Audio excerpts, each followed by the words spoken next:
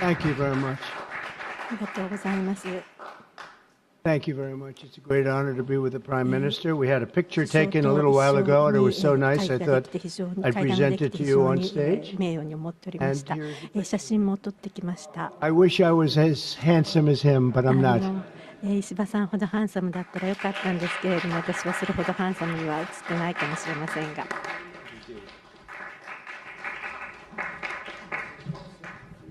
Okay, thank you. Oh.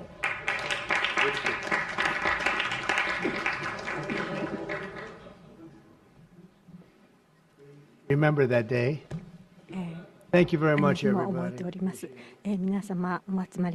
I'm delighted to welcome Japanese Prime Minister Ishiba Shigeru to the White House for the first time. Prime Minister, it's an honor to have you with us, a great honor. Japan is a great country. Very much. Japan is strong and proud. It's a nation that is home to one of the great civilizations in the history of the world. For nearly 80 years, the American-Japanese people have enjoyed a friendship like few others, a great friendship across the vast ocean, and found ourselves united by bonds of history, commerce, culture, mutual admiration, and great respect. After our meeting today, I'm confident that the cherished alliances between our two countries and others also will continue to flourish long and into the future. The military cooperation between the United States and Japan is one of our closest security partnerships, and it's one of the closest we have anywhere in the world. Our service members work together every day to defend our common interests. Japan is committed to double its defense spending by 2027 compared to my first term. They've invested a lot of money because of my first term. We worked on that very hard with Shinzo, you know, the great Shinzo Abe. And we look forward to seeing even more so. Shinzo and I worked very, very long and hard, and those numbers are very reflective after my first term. And now they're going up very substantially based on our conversations today. In addition to being vital for our shared security, Japan is one of the top purchasers of U.S. military exports and equipment. And I'm pleased to say that this week my administration approved nearly $1 billion in foreign military sales to Tokyo. The United States is totally committed to the security of Japan. We will extend the full strength of American deterrence capabilities in defense of our friend and ally, 100%. In the years to come, the Prime Minister and I will be working closely together to maintain peace and security, and I also say peace through strength, and all over the Indo-Pacific. And to that end, we also remain committed to the effort I began in my first term to ensure safety and stability on the Korean Peninsula.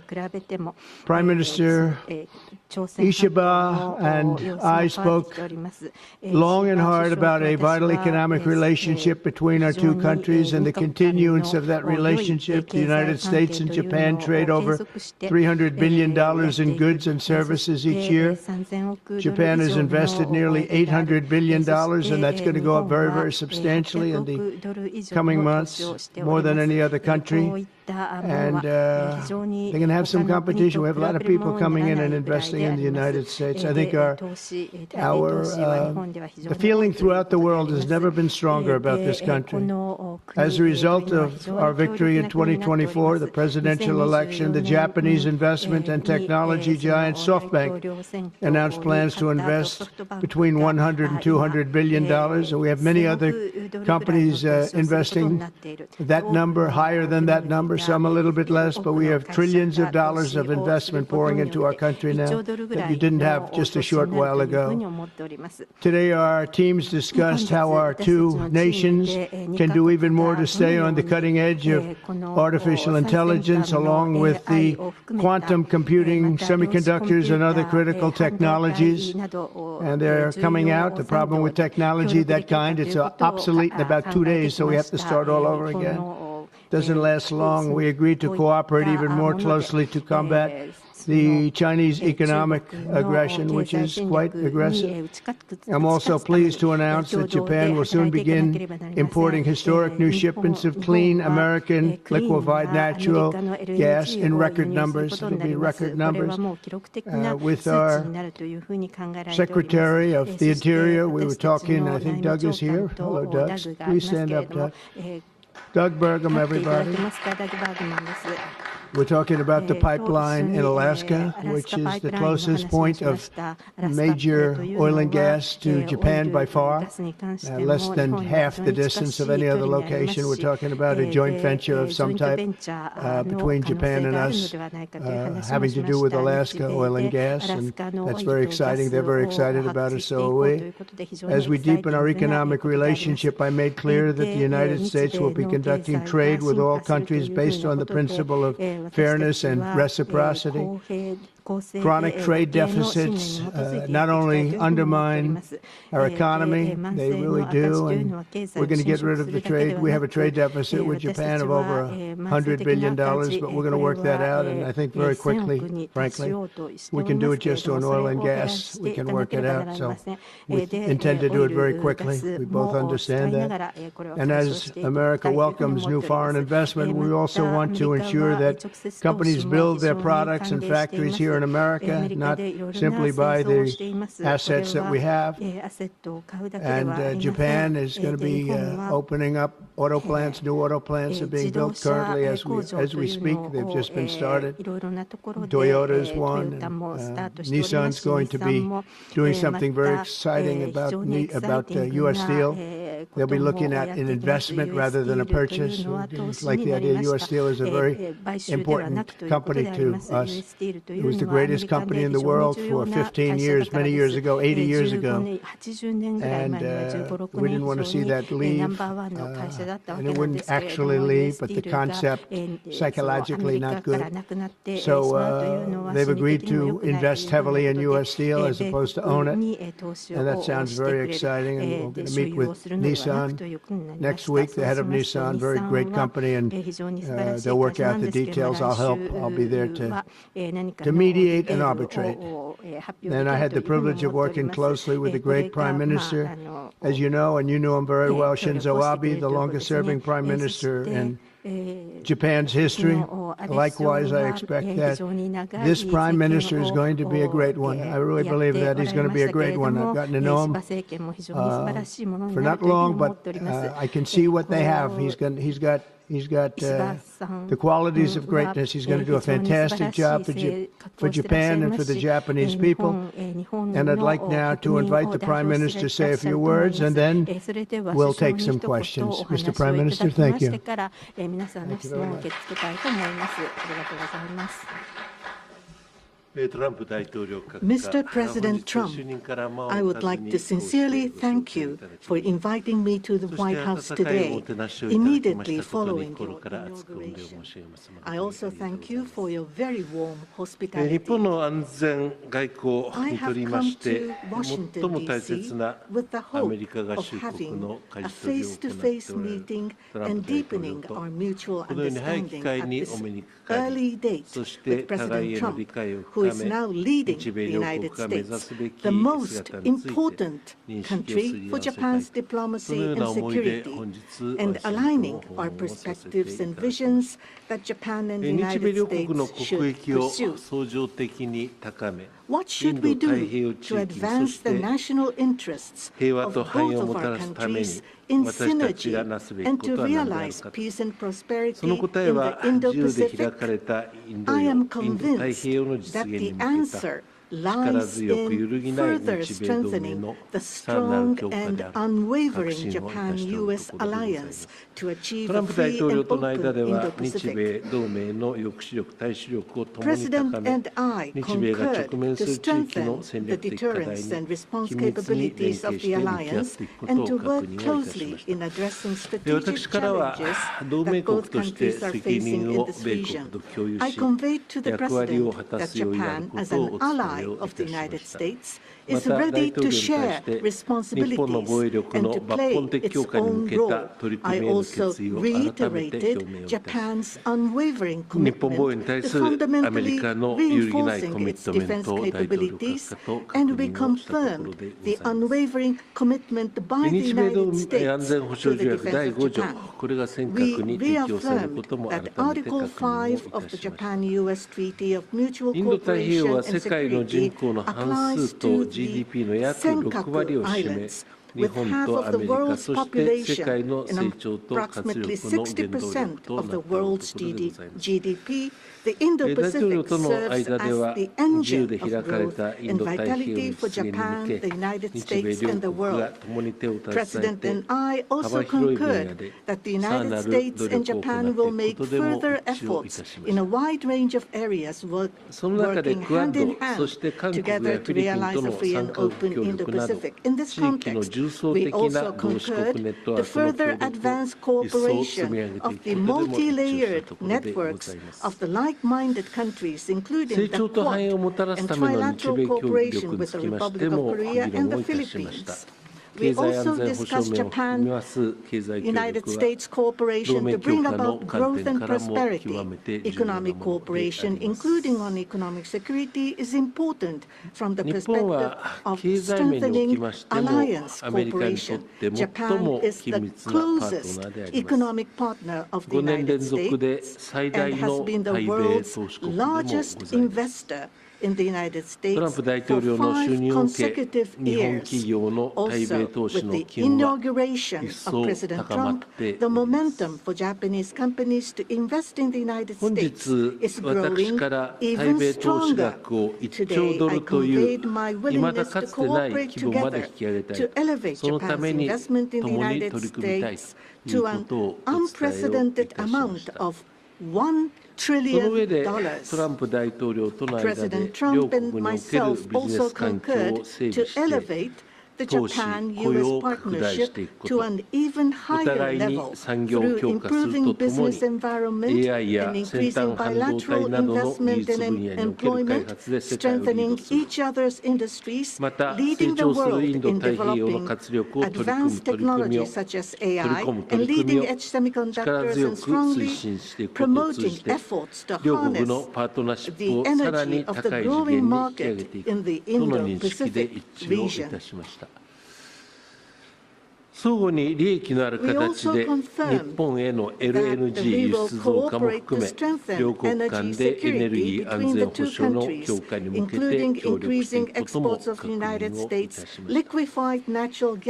為替につきましては、第1位トランプ政権時と同様に専門家である日米の財務大臣の間で緊密な議論を継続させていくことといたします。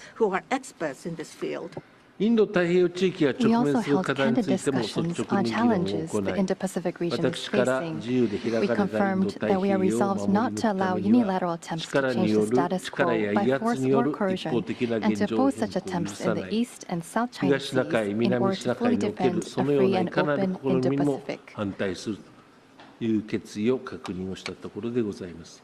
同時に台湾海峡の平和と安定の重要性も改めて確認をいたします。北朝鮮につきましては、日米、そして世界にとっての深刻な脅威となっております。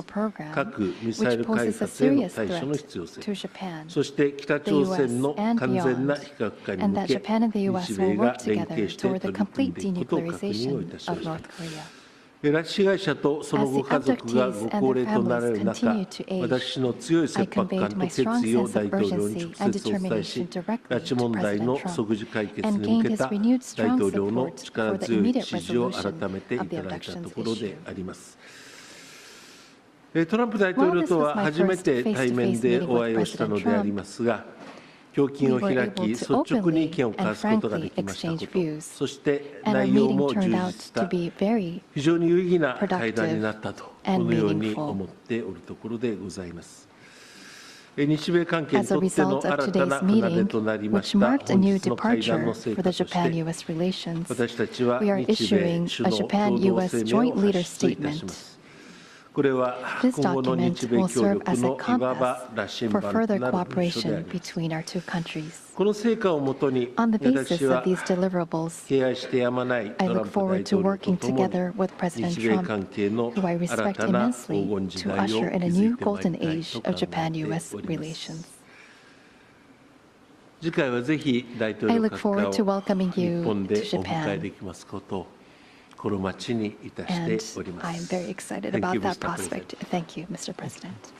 Thank you very much. Thank you. Any questions, please? Peter? President Trump, I have two on DOGE. Elon Musk said today, I love Donald Trump as much as great and love another. Oh, I think she'll be okay with it somehow.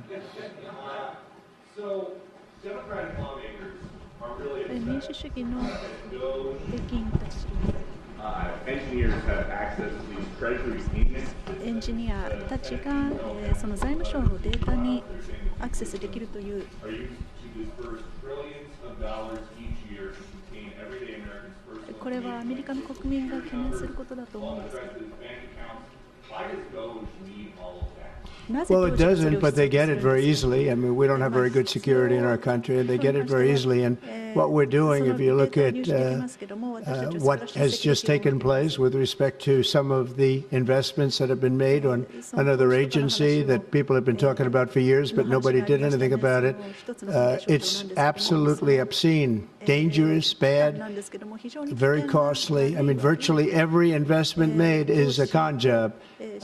There's nothing of value to anybody unless there's a kickback scheme going on, which is possible.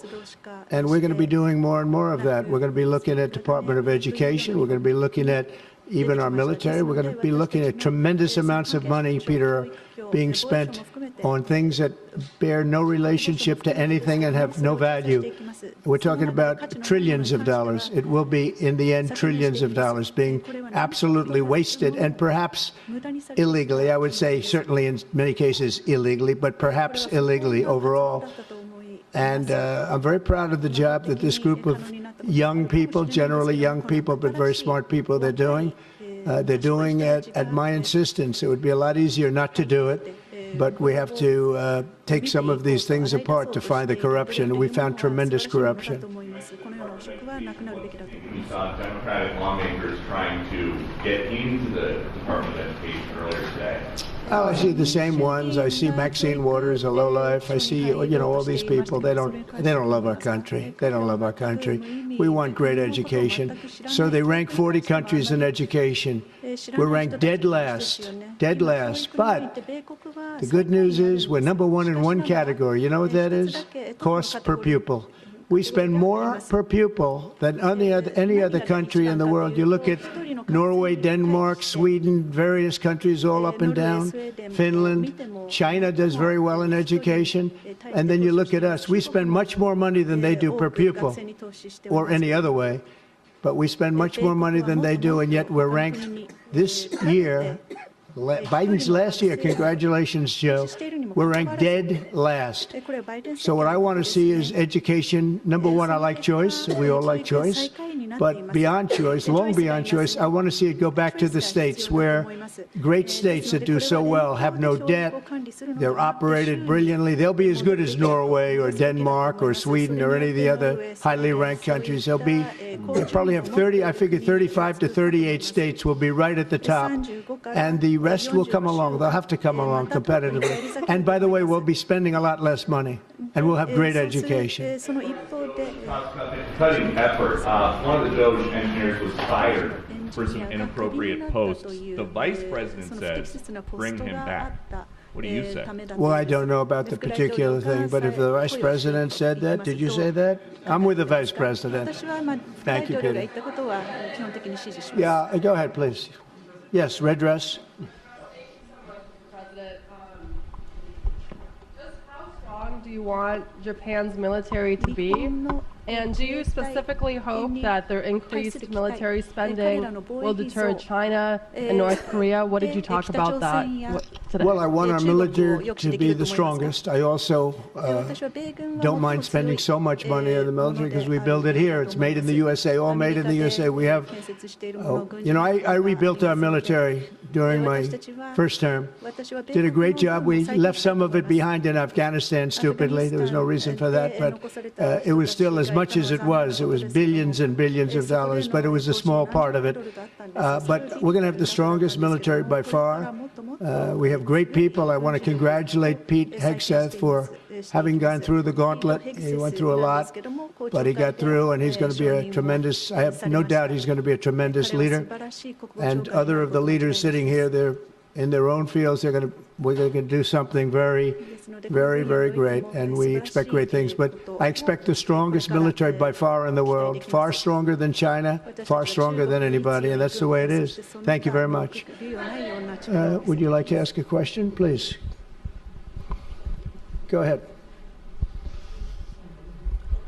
Thank you, Mr. President. Thank you. This is Hiramoto from Nippon Television. My question, let me ask two quick questions. Sure. First, this is the first meeting between Mr. President and Prime Minister Ishiba. So what kind of impression do you have on him? And number two, do you have an idea or do you have a plan to impose tariff against Japan so far? Thank you. I think that he is going to be a great prime minister. I think he's a very strong man, very, very strong. I have great respect for him. I've known him for a long time through a reputation. Shinzo Abe thought the world of him, and I think he's going to do a fantastic job as prime minister. A very strong person. I wish he wasn't so strong. I wish he was a little bit weaker than that, but that's what I got. I have to get strong guys all the time. He's going to be a great prime minister. I also, in terms of tariffs, I mean, we're going to have tariffs, mostly reciprocal tariffs, where we go with, and I'm going to be probably meeting on that Monday or Tuesday, have an announcement, probably a news conference, but probably reciprocal tariffs where a country pays so much or charges us so much, and we do the same. So very reciprocal, because I think that's the only fair way to do it. That way, nobody's hurt. They charge us, we charge them. It's the same thing. And I seem to be going in that line, as opposed to a flat fee tariff. Okay. Yes, go, please. Please, go ahead. Why don't you go ahead? Okay. 読売新聞の太田です。よろしくお願いいたします。石破首相にお伺いいたします。初めての首脳会談になりましたが、トランプ大統領の印象はいかがでしたでしょうか。信頼関係を構築することができたとお考えでしょうか。また北東アジアでは対中国、対北朝鮮などさまざまな課題があります。冒頭でもご発言がありましたが、トランプ大統領が日米同盟強化に向けて何を特に強く訴えて、どのような理解を得られましたでしょうか。また経済分野では日本製鉄の US スチール回収計画やAI 産業などへの日本企業の投資や LNG 入閣外などさまざまなテーマがあると思いますが、トランプ大統領の間でどのようなやり取りがありましたでしょうか。総理から説明された日本による1兆ドルの対米投資について、トランプ大統領の反応はいかがでしたでしょうか。また関税や防衛費増額についてのやり取りも教えてください。What about your communication on tariff front? This is the first time that I met with President Trump in person. So this was the first time meeting face to face. But for many, many years, I have watched him on television. So it was quite I was so excited to see such a celebrity on television, to see in person. On television, he is frightening, and he has a very strong personality. But when I met with him, actually, he was very sincere and very powerful, and with strong will for the United States as for the whole world. I was able to feel that. This is not the sort of polishing or trying to suck up to him. For the world peace and for the regional stability that both of our countries need to play our role and make our endeavors and responsibility. As for the increase of our defense expenditures, it is not that we are told by the United States to do so.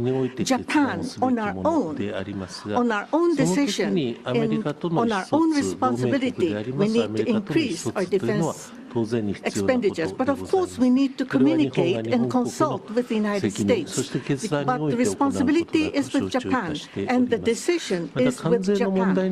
Now, on the tariffs, that if it is mutually beneficial, tariffs need to be set. And as for Japan, as Mr. President has introduced to us, an unprecedented investment will be made from Japan to the United States, and so many jobs will be created. So $1 trillion is the target. And this will be to the benefit of the United States, but also to the benefit of Japan as well. Investment is mutually beneficial. So be it with US Steel, as Mr. President says, it is not acquisition, it is investment. So the Japanese technology will be provided, and the better quality products will be manufactured in the United States, and the US Steel will make products which will contribute not only to the United States and Japan, but also to the whole world. It is not one-sided. It will be reciprocal. It will be mutually beneficial. And I believe we were able to share on this. And that is the biggest result that I have seen today. Thank you very much. Go ahead, please. Yeah. Thank you, Mr. President. Edward Lawrence from Fox Business. I wanted to ask you about that U.S. Steel deal. So you're saying that is this a restructuring of the deal that's happening, and then will you approve? They're doing it as an investment, no longer a purchase. Okay. I didn't want it purchased, but investment I love. And they're going to do a big investment, subject to getting the deal done, and they'll be doing a big. I'm okay with that, sure. Prime Minister, what was your argument to the President related to U.S. Steel? And one more on tariffs, Mr. President, if I could. You said on tariffs that you'd like them to have reciprocal back and forth. What was the reception from the Japanese Prime Minister when you said that? Well, we didn't discuss tariffs too much. We really discussed many other things, including the pipeline in Alaska, which I think is going to be maybe the most exciting thing we've done. Chris, we discussed that at length, the pipeline, and it seemed to be of great interest to them. It's potentially more oil and gas than in Saudi Arabia just Alaska. We have the most of any country in the world. It's a big asset for the United States, but we haven't used it. We go to Venezuela, we go to other places to take oil and gas, and we have more than anybody. It's an amazing phenomenon that took place over the last 4 years. Nobody understands it, including the people that were in charge of it. They had no clue what they were doing. So it was a big problem. They were surprised actually too. They were saying why didn't they wouldn't sell them LNG. They wouldn't sell. Japan wanted to buy LNG, and Biden wouldn't sell it. And I'm trying to figure that one out. Maybe it was the environment. He might answer that question. She's curious about that himself, I think. Thank you very much. If you want to answer that, about LNG, that the United States wouldn't sell you LNG. 米国が LNG を売らなかったということについてはどういうふうに考えられましたか？我々として非常に残念なことではありましたが、前政権においてこの許可というものはなされなかったと。いうことであります。トランプ大統領が就任当日だったと思いますが、このことについての明快な解決策を示していただいたということは日本国にとって非常にありがたいことでございました。我が日本国といたしまして、LNG のみならず、as the country of Japan, we are interested in importing not just LNG, but also bioethanol, ammonia, and other resources at a stable price, a reasonable price from the United States. And we also want to improve the trade deficit that the U.S. has towards Japan. So if we are able to buy those at a stable and reasonable price, I think it would be a wonderful situation. And for that, I am very appreciative to President Trump, and we also look forward to LNG and hope that it's a success. I want to just say that on the ethanol, Iowa is going to be very happy. All of the Nebraska, all of our farm states are going to be very happy. They want ethanol, and we'll be able to provide it. So our farmers, who I like and they like me, I think they're going to be very, very happy. We've opened the sale of LNG immediately. Actually, we did it a few days ago, and China, right now, not only China, everybody wants to buy it. We have more than anybody, and they're all buying it. But Japan in particular, we're very happy that they're going to start immediately. And we can supply it to the world, but we're supplying it to Japan, and they can always be right up in the front of the line. Yeah, go ahead, please. Go ahead. And Mr. Prime Minister, I have a question for you as well, but Mr. President, I'll start with you. Well, quickly to follow up on what Peter was asking, have you directed Elon Musk to review Pentagon spending, given it's the biggest discretionary spending in the federal budget? Education, just about everything. We're going to go through everything, just as it was so bad with what we just went through, this horrible situation we just went through. I guess 97% of the people have been dismissed. It was very, very unfortunate. You're not going to find anything like that, but you're going to find a lot. And I've instructed him to go check out education, to check out the Pentagon, which is the military. And, sadly, you'll find some things that are pretty bad, but I don't think proportionally you're going to see anything like we just saw. FBI has turned over a list to the Justice Department of the FBI agents who worked on the January 6 rioters cases. Are you planning to fire the FBI agents who worked on those investigations? No, but I'll fire some of them because some of them were corrupt. I have no doubt about that. I got to know a lot about that business, that world. I got to know a lot about that world, that we had some corrupt agents, and those people are gone, or they will be gone. And it'll be done quickly and very surgically. Did you have a question for the Prime Minister? 首相に何かご質問があったんではないですか？ Talk up. もっと大きな声でどうぞ。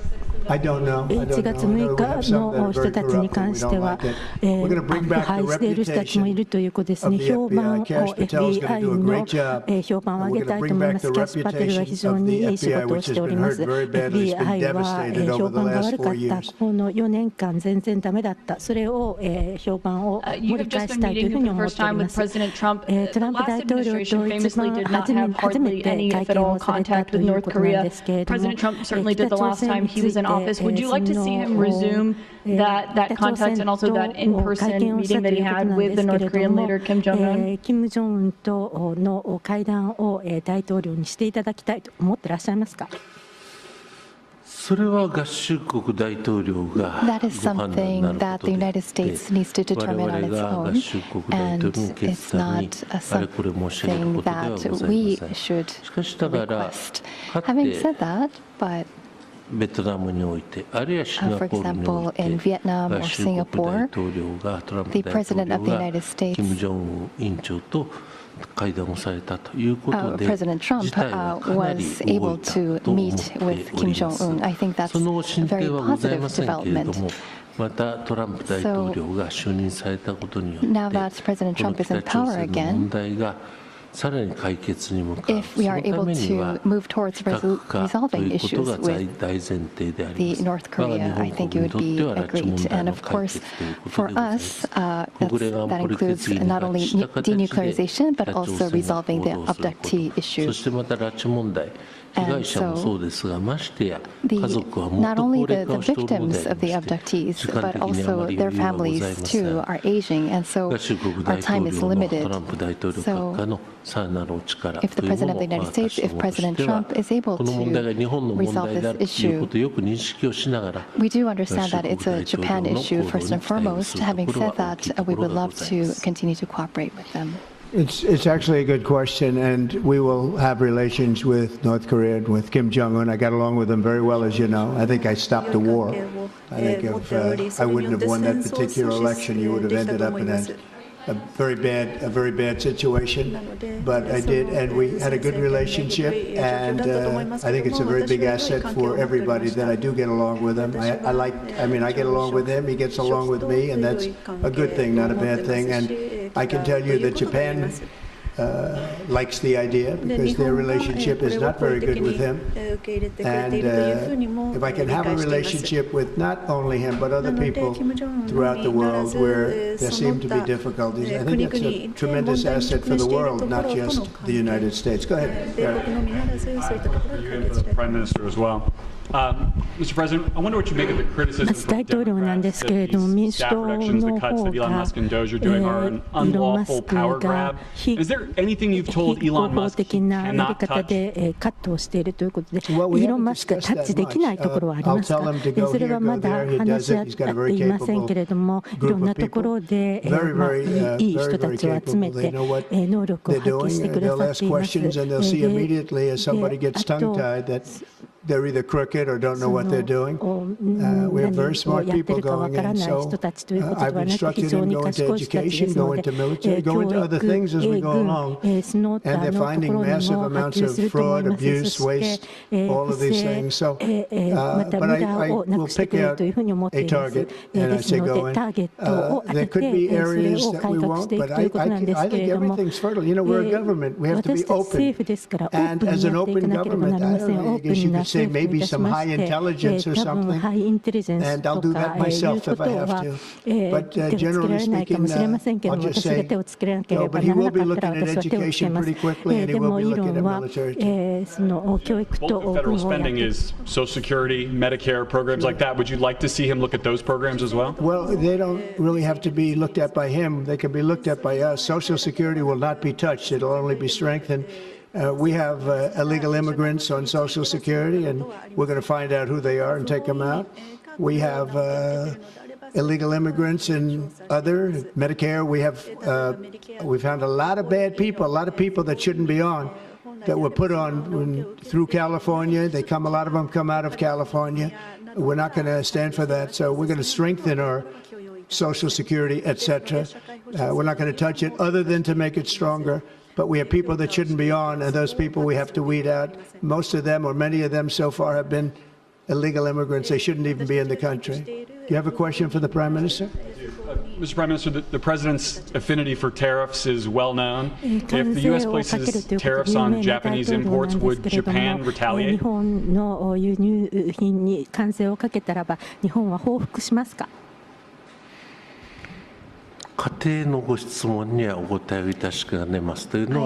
Unable to respond to a theoretical question. That's the official answer that we have. That's a very good answer.